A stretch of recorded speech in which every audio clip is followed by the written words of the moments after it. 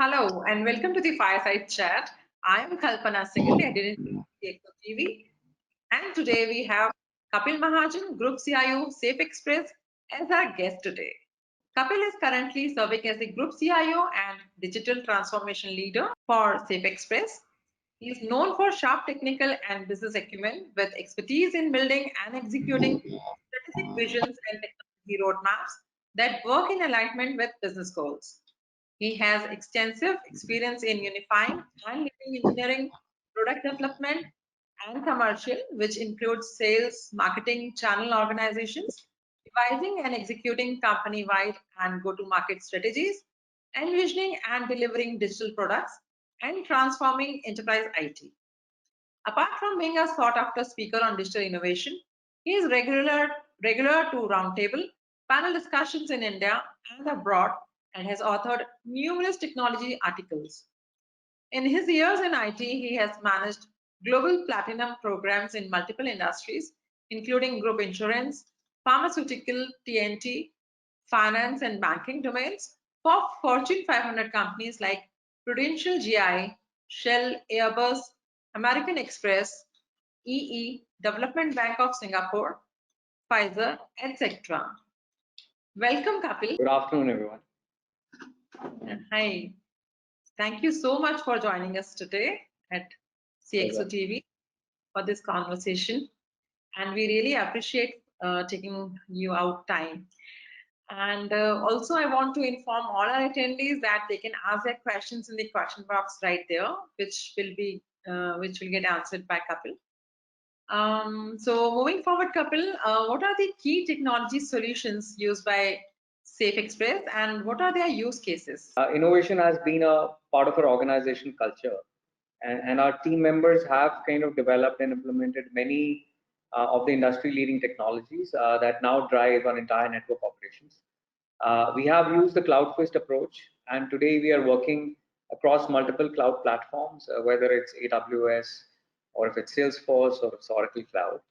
Our key technology solutions are driven by business needs or centered around building competitive accelerators, which are driven by innovation. From a technology standpoint, we have been focused, Kalpana, on building or investing in cloud-native capabilities and platforms. So this involves practices that are focused but not limited to continuous deployment, containers, microservices to kind of help achieve the elastic scaling capabilities, the speed of introducing new functionality and increased automation, which is needed to cater to an unpredictable competitive landscape of today. Right, and going back to your question around the use cases, I would say our use cases involve use of AI on unstructured data. So we do a lot of work in that space. Unstructured data basically includes everything from documents to images to video and audio streams to social media posts. So collectively, these types of data account for about 80 or 90% of the overall digital data universe. And the use of AI to mine this data or reduce human intervention or manual validations has been a key area that we are currently focused on. And we've built few use cases around it. I would say another use case is around business intelligence, and it involves working on building prescriptive data models. So while traditional descriptive analytics, typically focuses primarily on what has already happened in the past, and predictive analytics tries to find correlations to make forward-looking projections. Prescriptive analytics looks to determine the why, right? So the effectively estimating causality between events, I would say. So I think prescriptive analytics, because there's a heavy reliance on the AI, and specifically, the subfield of machine learning, which encompasses algorithms and models that allow computers to make decisions based on statistical data relationships and patterns. So these are some of the technology areas I would say which are really interesting that we're working on, and kind of makes us get out of the bed early in the morning. So these are some of the interesting stuff that we're doing. Right. So how digital technologies are helping Safe Express to tide over the crisis of COVID? Okay. Well, I would say our digital strategy has been around for a few years now, And with COVID, I think its relevance and reliance became more prominent, right? So with the onset of COVID, there was this immediate need for the entire staff to suddenly start working from home, which required, tech infrastructure and software to be in place to allow such a massive move without essentially compromising on the security aspect of your landscape. So we had remote access in place for our employees before the onset of COVID. I would say though it was kind of limited to a set of users, but given that we had already executed the provisioning of cloud native apps, a lot of work was done around remote connectivity and collaboration tools as a part of our digital roadmap. The shift became relatively easy for us across our organization. I think a small effort did go into organizing few refresher trainings on effectively using the collaboration platforms, which Kalpana, I would say until COVID, people, we had these collaboration platforms, but people were selectively using it, right? So because there was no company-wide mandate. So I think that was an area where we kind of did a lot of training work to get people onboarded, and now as a mandate, it's being used very effectively across the organization. Yeah, absolutely. So, if you can highlight the digital transformation journey of Safe Express. I think the key highlights for us, from a digital transformation standpoint, was to be able to keep pace with innovation that we had lined up as a part of a technology journey, and to have met most of the milestones. I won't say that we met everything, but I'm really elated to state that most of our strategic milestones have been met, and we had laid out all these milestones as part of our digital roadmap for 2020. We generally baseline it annually, so and it's kind of a progressive rolling document that we maintain. So we are now very close to building a true cloud native logistics company in India, and possibly across the globe, wherein all our systems are designed to scale with Agile and DevOps. And I think I take a lot of pride in saying that this paradigm is kind of built into all our design, platform, and technology initiatives. So I think that has been the key highlight for us from a digital transformation journey. How would you measure the successful outcomes of this journey in terms of IT infrastructure, workforce skill set, technology partners, and cybersecurity? We started, and when I started about 3.5 years back, we had implemented, something called SD-WAN at a massive scale, right? So, and that helped us save cost in the long term. And more importantly, I think circumvent network failures in case of primary ISP outages, which used to be a big problem when I joined. And we knew that if we really want to make our company kind of be out there in the forefront of digital, this core infra kind of, or the backbone has to be in place, right? So um, overall, I think we did this in the IT infrastructure space. The outcome was that SD-WAN got implemented successfully. It is being done across all our key locations, and has improved our overall SLEs. Uh, on the workforce skill set front, which was the second aspect out of the four areas that you mentioned, I think people are the most critical and important part of any organization. I strongly believe in that.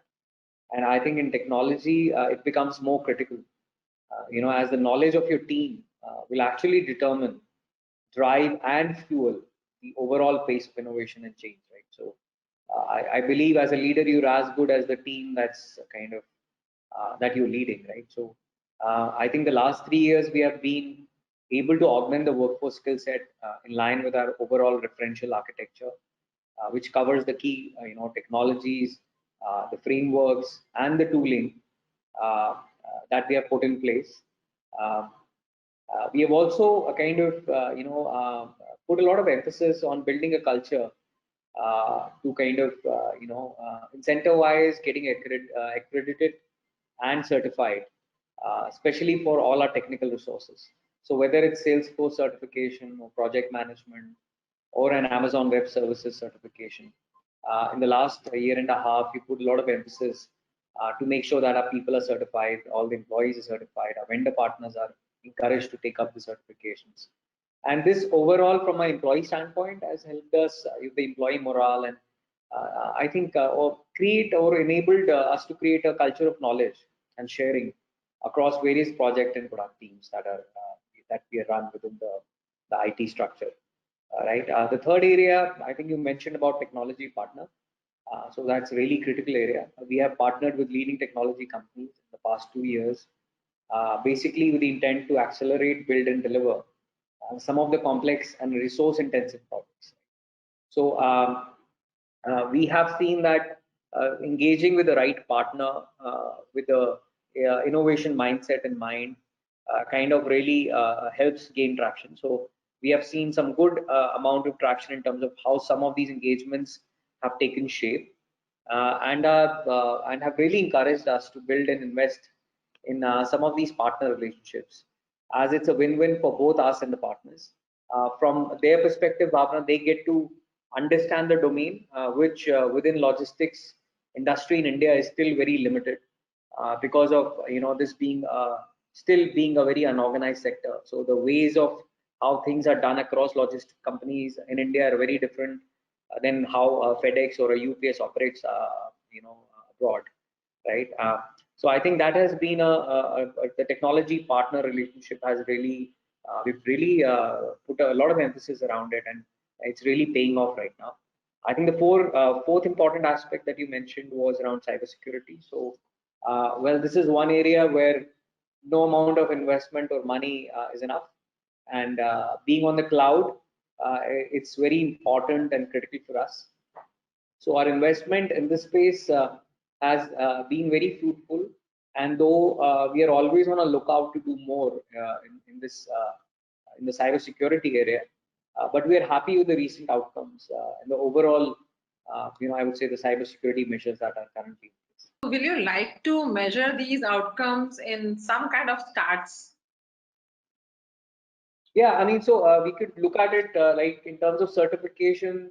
When we started, we just had one or two PMP certified folks. And now most of our project managers are certified. There is a lot of people who have got certified on Salesforce. We generally, as a practice, we said that we'll reimburse it if you pass. If you flunk, then you pay for it. So, which is fair, right? So I think those numbers have really gone up. From a technology partner standpoint, we have been able to measure our technology partners throughput in terms of the vendor scorecards that we maintain. We have seen a lot of improvement in that space. Earlier, we were not measuring that particular area. Now we are able to measure. In terms of technology partnership, I could add and to kind of tell you a little bit more about quantification. We work with partners like IBM or KPMG. We're working with AWS core architecture team directly. So those are some of the partnerships that we have built, which have really helped us to accelerate and build some of the technologies which are not really out there and probably are the first to be built specific to our need, right? And given the current Indian landscape in mind. So yeah, I mean, those are some of the paradigms, against which we are kind of now benchmarking some of each of these four aspects that you spoke about. Right. So you said that there is a scorecard, kind of criteria for technology partners. So if you can share a bit of details that, okay, what are those criteria? What includes your scorecard? Right. So, so it depends on the kind of projects that we do. For example, we do a lot of these strategic projects where we outsource the technology bit, but the overall architecture kind of is managed by us. So I have a core team of in-house architects, right? And we, between me and them, we own the overall architecture in terms of what direction it needs to go, right? And also the project management or the managed services aspect of it is something that we like to control, because it gives us more control on the vendor partner. It helps us to drive the pace of innovation or pace of the project. If we've seen in the past that if left alone, that becomes a problem, and projects get delayed or they don't get delivered, or the business value kind of fades out, right? So depending on the kind of project, there are different dashboards that we have. For example, if I'm talking about a pure project which is T&M, but it has a small bit of managed services, then we would want to measure our partners on the kind of attrition rates that are there in that project. So for example, right now we're running a project with IBM, which is about, I think 75, 80 odd consultants, right? So what are the attrition rates in that project? Are they able to bring the right skill within the right time or not? Right, for some of our AMS engagements, we want to measure the vendors on the kind of SLAs that are there. So what is the mean time to resolve the issue? What is the mean time to close a defect? What are the different severity, depending on the severity type buckets? How fast have you been? What is your turnaround time? So there are a lot of those SLAs that are very specific to the kind of partner engagement we are running. In a pure managed services contracts is obviously very milestone driven, and it's very kind of driven by the deliverables. So there the measurement criteria is the quality of code that you're delivering, right? So you would have the defect density that will come into picture, what UAT defects, what kind of severity, what is your turnaround time on the UAT defects. So there's a lot of metrics that goes into kind of benchmarking some of these depending on the kind of engagement. So what were the reasons for your early adoption of cloud technologies like cloud analytics, mobile, social, and security at Safe Express? Okay, so CAMS, right? So famously call it CAMS. So I know this is a term that was used back in my days in IBM, and we had started kind of doing things around the CAMS roadmap. So so I think our adoption when I came here on CAMS was with a clear objective in mind, which was to strengthen the key pillars of our technology roadmap along these five overall areas, right? And the underlying objective was that once we have these pillars in place, we can be, it is then that we can fuel or decide the pace of innovation or the pace of transformation that we want to kind of drive for the organization, right? So, so they were actually the pillars that could decide how agile and nimble we could be. So we wanted to be agile and nimble like a startup, Kalpana, but at the same time, we wanted to be as robust and resilient, as a seasoned enterprise system, which is managed by some of the big global conglomerates. So, like a mainframe system in a development bank of Singapore never breaks down, right? So you have, it's a legacy system, but it works wonderfully, right? And a lot of these startup systems have issues with it. So we wanted to kind of get the best of both worlds. So I think the CAM strategy was put in place with the objective that, hey, first let's build the core that's needed. And then once we have that core technology infra in place or structure in place, is where, is then, so it's like you start learning how to walk before you can start running, right? So before we run and, we want to be like a startup is very cliche, right? It's very easy to say, I want to be like a startup, but it's easier said than done, right? So, so how do you kind of provision that landscape was really important, and that's why in one of your earlier questions I addressed that being cloud native is the way to go, and I think we would be the first ones to be cloud native across the board, whether it's CRM, whether it's contact center, whether it's ERP, whether it's financials. So I think that is where we wanted to build that core foundation. And I think CAMS just gave us that capability. How at Safe Express you're leveraging technologies like AI, IoT, analytics? We have been using AI in a lot of our business apps for quite some time now. We have a mature practice on BI, which is business intelligence and analytics. We use certain tooling there to kind of, have that BI in place. We have about 700 odd daily users of BI, right, which is really high for an organization our size. Right? So on the IoT front, we have a lot of devices which are kind of IoT, like you have GPS devices in all our trucks. So that's a big fleet of 7,000 odd vehicles. We have HHTs or handheld terminals, which are again few thousand devices, both for booking and last mile delivery. We have tablets, etc. So all these devices continuously, feed us real-time data, and we have been using this for operational dashboards. We use it for advanced analytics for a while now. On the blockchain side, I would say it's an area where we feel a bigger industry-driven approach is needed in India specifically to ensure adoption and customers buy-in to get onto the block, right? Which currently is challenging, majorly from an adoption and a cost versus benefit standpoint. Specifically in the space of surface logistics, express freight business, which is an area that we are into, along with 3PL and VMI operations that we do.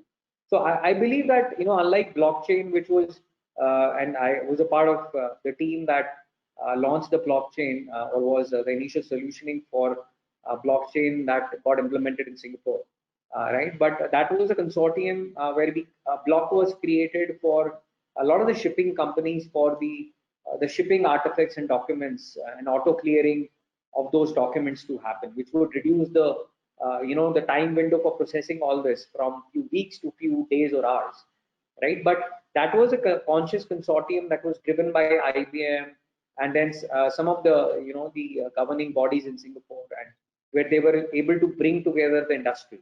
So I think that kind of a need is there for blockchain to be really used in India. So you would see blockchain use cases in banking. For example, there are a few banks that have joined hands together and are using a block to do interbank clearing and things like that. But within logistics, firstly, it's so fragmented and unorganized that it's very difficult unless a government body takes the initiative to sell a block, right? So suppose we go to some of our customers, the enterprise customers, they're still not willing to come to a technology platform like this. There's still logistics within these companies is still very dated. So you might be talking about a company that's in the Fortune 500, but when it comes to their logistics or supply chain operations, they are still not at the level where they should be, right? So we're still struggling with customers to get them onboarded to APIs. Forget about blockchain, right? So they're still using primitive systems. They're still using systems where they'll upload a file in Excel and they expect us to kind of take the shipping orders from there and then create waybills and consignment orders like that. So I think we're far from there, specifically in the Indian context. But it would be a great thing if some body kind of takes it up and goes on to that path, because it will make life easy and build a lot of transparency in the system, which is not there currently. How Safe Express leveraged analytics to increase the efficiency of delivery operations of Safe Express? All our operations,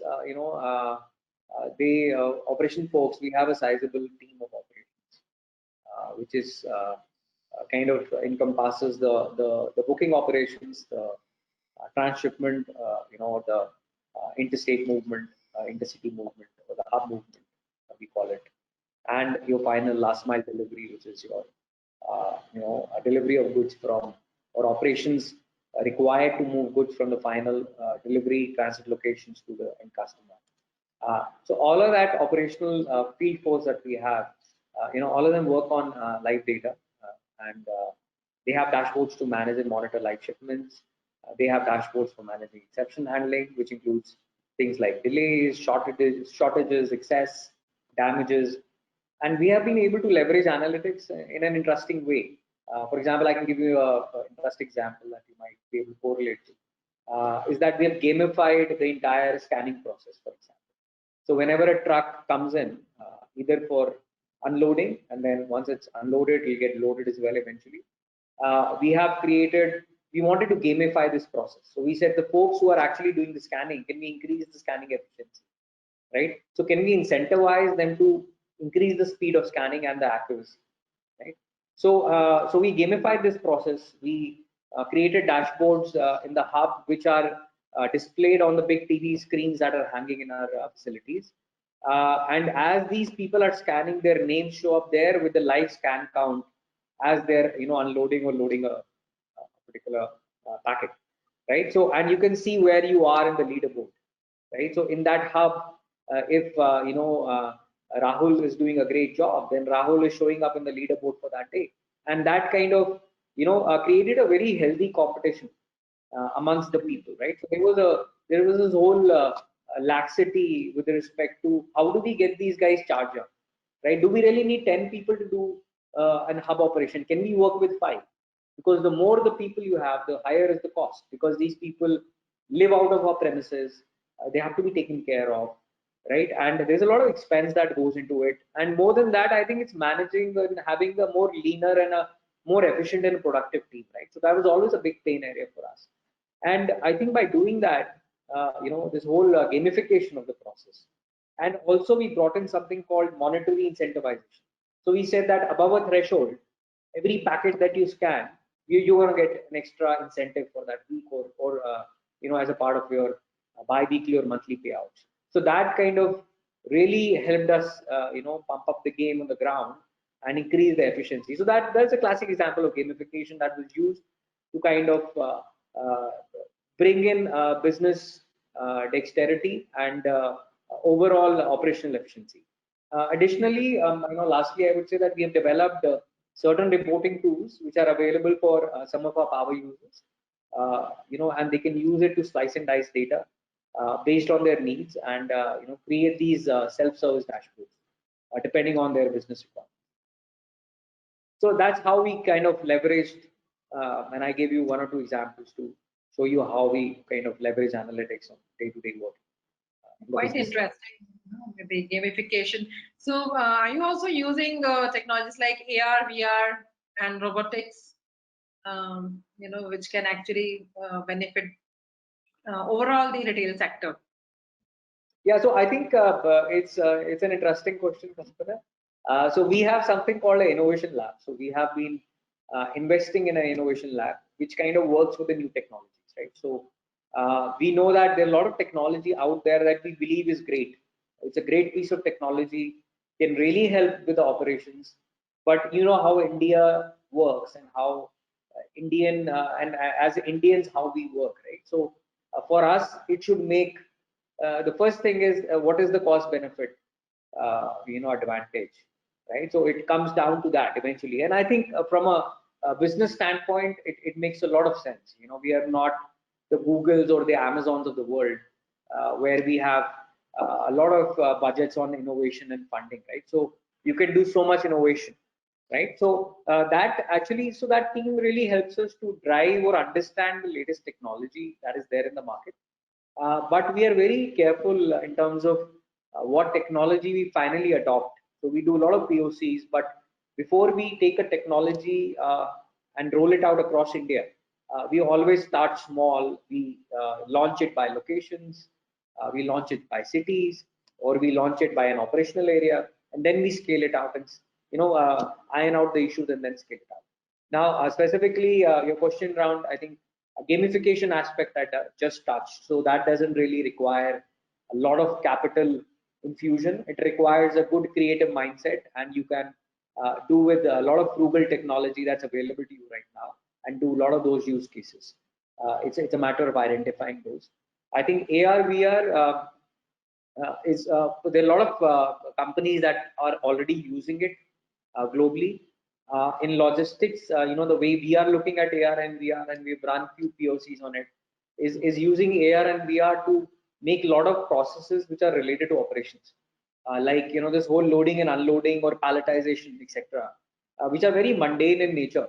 Can we make them more interactive and submersive, right? So if I am wearing these smart glasses, and as these glasses are reading or scanning the images of packets that are in front of you, can I build an AI engine in the backend that is looking at that unstructured image data and tell me, hey, this box that you just picked up seemed damaged because the corners don't seem to fit a rectangular shape or a square shape, or one corner seems to be off than the other three that are visible, right? So the whole unloading, loading itself, right? Can I create a virtual zone for a loading and unloading activity to happen?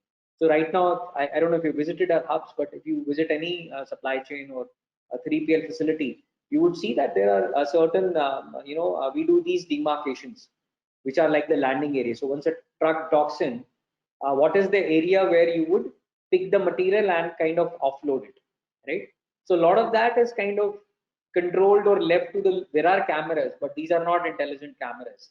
With AR and VR, can I have my operational assistant who is managing or overseeing a loading and unloading activity? Can that virtual, demarcations come up on his screen, and he could figure out that this is where I'm breaking a SOP or I'm complying by an SOP, right? So I think those are areas where definitely you could see a great AR/VR impact. Point is that right now we feel that technology is still very expensive and prohibitively, it's difficult to create content on it to kind of scale it out.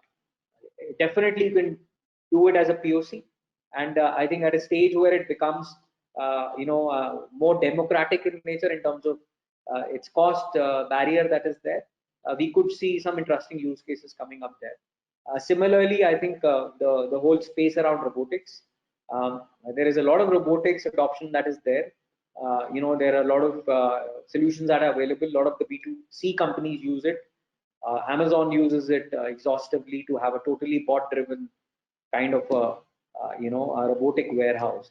In our case, because we are B2B and because of the reach in India and about because of our 50 state-of-the-art hub facilities that we have, and these are multi-acre facilities, right? So the investment cost of going a totally robotic way is way too high. It still has a turnaround or a rate of return which runs into decades, right? So you will get your return on capital in a 5 or a 10-year period itself, just kind of pulls you down. We do it in pockets where we feel smaller sorters or belts can help us out.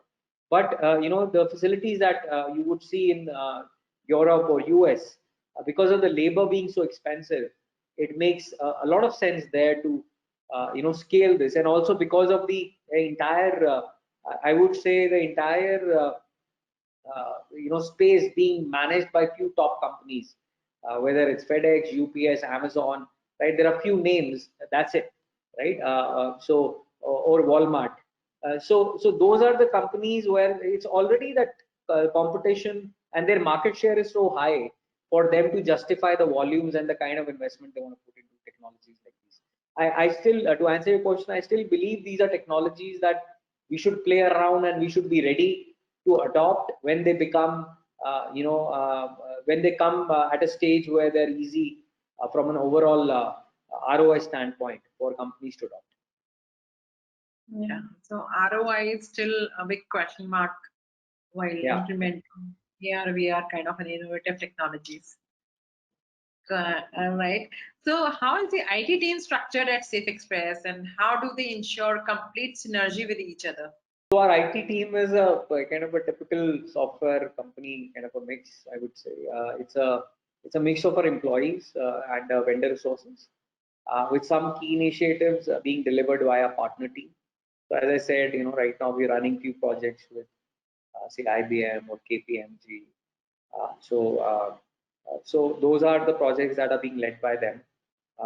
So again, all these resources have to be kind of onboarded into our system because we are ISO 27001 certified. So the IT specifically for Safe Express. So we need to comply by all the data security rules and the ISO standards that have been put in place. But it's kind of a mix of this within the employee. If I need to elaborate a little bit, I would say it's a mix of technical architects. All the BAs are kind of in-house. So because these are folks who have deep domain expertise, not only into our way we operate, but also in overall industry. Because one of our group companies, Kalpana, is called Safe Educate, which is into government skilling program. So as a part of that company, we do a lot of work around supply chain training. We have strategic ties with IIMs and IITs, and we do joint courses with them. We also all these trained staff are then kind of positioned and we kind of place them in companies like Amazon, a lot of other logistic companies out there. So there's a lot of deep expertise within the domain that we kind of keep in house. So that mix of BAs are within the tech besides the business folks that are there. And we have a good number of tech leads, which are very hands-on technical folks, and a good mix of senior developers in the within the referential architecture that we have put in place. So all the new age technologies, we have a fair bit of people who are on the payroll. They act as gatekeepers in terms of code reviews and overall architecture reviews that we need to do with our partner teams that we engage with. So with COVID, like there have been a lot of challenges when it comes to the supply chain. So what has been the impact, overall impact, and what measures are logistics companies taking to resolve it? Supply chains have been greatly severed by COVID, as the manufacturing, is adversely impacted across sectors. Some of the industries you would see is uh, they're completely kind of still in a shutdown mode, right? So look at entertainment right now. A lot of my fellow CIOs have, got impacted because they are in a business that was not really, kind of uh, in a mode to kind of sprung back. So I think besides that, I think all these sectors that are still functioning right now or are coming back to normal, I would say, there are a lot of adversities that are in play because of things like restriction on labor, on the critical raw material availability, whether it's coming. A lot of the companies, there are a few clients that we work with. A lot of the raw material comes from China, and the China factories are down. The import restrictions are in place, so they're not able to manufacture the end product. And also, I think the overall, the movement of the goods. I think in addition to this, when you bring in the logistics and supply chain angle, there have been, there is this whole shortages of drivers, and because of the restrictions on their mobility, and there are other logistical limitations, that are preventing, I would say, the efficient distribution of products to meet the surging demand, which is now kind of again surging back as we kind of move to normalcy. And I think the delays and backlogs at plants may result from overloaded delivery docks, right? And storage areas that kind of lack the space to handle the increased output. So before it even comes to the logistic partners, there are a lot of challenges that the manufacturing companies are facing, or a lot of these, the distributors are facing because of lack of space, or lack of having the right stocks being replenished at the right time. So I think overall, it's a bad situation for us, because logistic kind of makes the whole backbone. So uh, we were kind of back on our feet a little early than a lot of the other organizations that were there. Although our big reliance on manufacturing sector, uh, and specifically automobile, has had a big impact on us, right? Because the cars are getting, the overall sales within that space is really decreased. The parts consumption has gone down, right? So a lot of these ancillary units that were creating or making parts for these big car companies are feeling the strain, uh, and the overall movement there has come down. And I would say, coming back to our sector, for us, the major impact had been the unpredictability with respect to the lockdowns of the cities and states across India. So, which impacts not only the future pickups, right, or the future business for us, but also builds a lot of unpredictability around the goods moving from such locations, right? Because with all these transit vehicles being held up in the cities and state borders, it becomes very difficult for us to meet our SLAs and commitments to the customer, right? Because they are really banking on us to deliver these goods. Some of them could be an important part to a machine, which is a very important part of their manufacturing process. And if that machine doesn't run, that entire manufacturing comes to a standstill. Or it could be a raw material. If it's not there, they cannot create the finished good. So it's an entire supply chain, as it is kind of very correlated, right? You're as good as the weakest link in the supply chain, right? So, or in any chain, as a matter of fact. So I think to circumvent this, we are kind of doing a lot of predicting, a lot of warehouse capacity. And so as the bookings are happening, there's a lot of effort that's going into predicting the capacity as these loads will move with a running target, right, across different consolidation centers. And we are to manage the impact, or make sure that the overall commitments to our customers are not impacted. We are temporarily holding off bookings at a lot of these impacted locations to prevent the supply chain from getting disrupted, right? Which could lead to a cascading impact for sizable chunk of our customers. So in our business, if we don't plan things properly, right, or if we don't plan the loads and the distribution properly, a choking of Mumbai hub could literally mean a standstill for all the consignments that are going out of Mumbai or coming into Mumbai, right? So that could mean you're probably impacted 80% of the customers, because all our enterprise customers are kind of giving us business across India, and then their consignees are also spread across India, right? So we have to be we are very cognizant of that particular commitment that we have to our clients, and a lot of this we are kind of as I said, handling it by doing a lot of predictive work around how these loads are happening on a day-to-day basis. Yeah, the situation is really sad due to the COVID impact. That's true. So, would you like to share some figures, like how much businesses got impacted, during these lockdowns and the current quarter, which had a direct impact on the revenue? Yeah, so Kalpana, we are not a listed company, so I won't share the numbers, but I can definitely tell you that overall, I think we had a big impact in the first quarter of COVID when it started in the month of March, right? Literally, most of the companies were shut down for a month and a half, totally, whether you're essentially or not, right? So I think, and most of the folks were living off the stocks that were there and replenishing, the stuff other than the essential stuff that was there. But I think of lately in the last the month of August, we are back to our August numbers. We are seeing an uptake in business. I would say, and I'm talking about our business in specific, not as a general business, neither across logistics or any other industry. For us, I think we being the biggest player in the overall logistics express freight business, right, in India, because our supply chain has not been disrupted. All our partners are up and running. All our 7,000 trucks are functional, right? Except for locations where a lockdown has been imposed by the city or the state, which is still happening in a haphazard manner. But other than that, we are functioning from at a time when a lot of our partners either didn't have the infra to kind of come up. We were there. So I think from that point of view, a lot of the business has come back. We are seeing certain partners moving to us as a single partner, because of the robustness in the network that we have created and the technology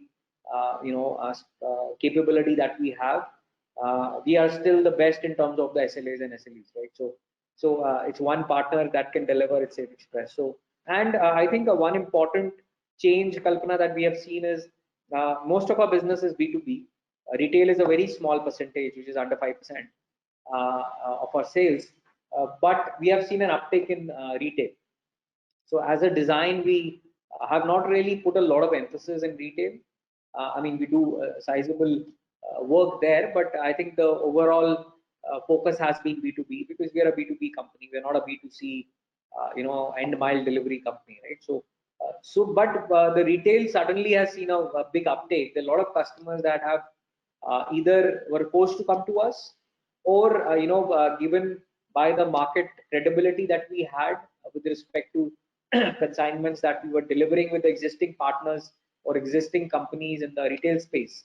A lot of that business, incremental business, has started coming in. So we are very hopeful that the next quarter or the next 3 months, should be a good business uptake if things don't really go bad with COVID, and things start coming out, or they start going towards north from here. We see that business bouncing back, specifically in our domain and industry. Let's hope for the best. And all right, so what are the future technology trends in logistics sector according to you? And I think not only logistics, I believe, Kalpana, this is so back in my consulting days,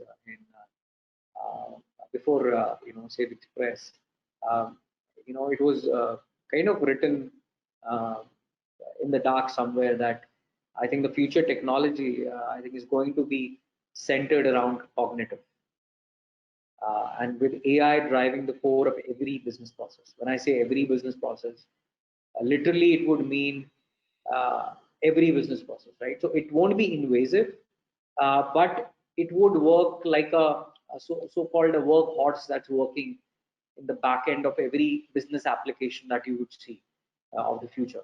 I believe that the companies that will survive the test of times, obviously COVID itself is the biggest test of time in the last century that we have seen, at least in my existence, uh, would be the ones that would embrace change and move towards becoming a cognitive enterprise. Now, the cognitive enterprise, I can spend hours talking about it, but I think what it essentially means is that something which will help them unlock the huge insights from their own enterprise data, right?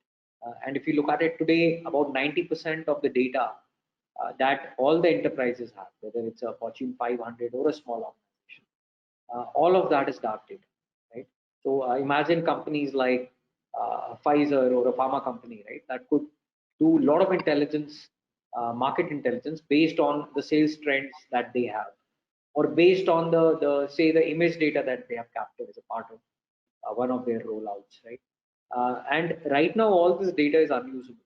Right? So I think a cognitive enterprise is about building an enterprise which could really mine this data to have the to build that capability in terms of what is going to be the future product mix that you are going to come out with, or what are going to be the future disruptive models that could change the game in your space or your industry, right?